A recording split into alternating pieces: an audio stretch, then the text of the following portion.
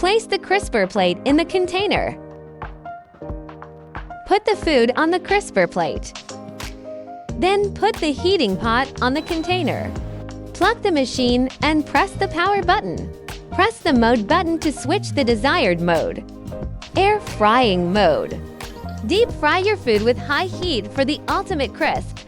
Best for prepackaged frozen foods. Keep warm. Keeping food warm for a period of time after using other modes, retaining its flavor. Crisp.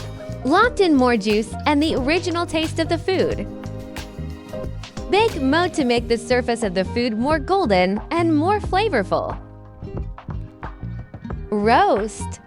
Giving food crispiness and crunching at high temperatures. After choosing the desired mode, you can adjust the time. Long press the buttons to quickly adjust the time. Short press the power button to start working.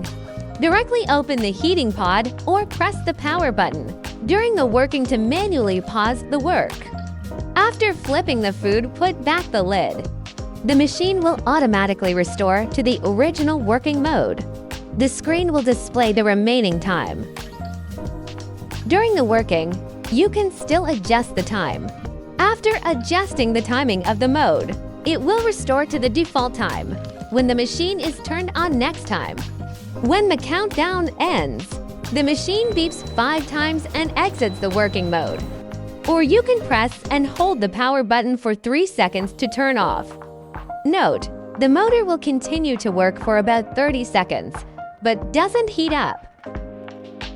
While the unit is running, pressing the M button alone will not switch modes. Press the power button briefly during the working to enter selection mode. The time display will flash.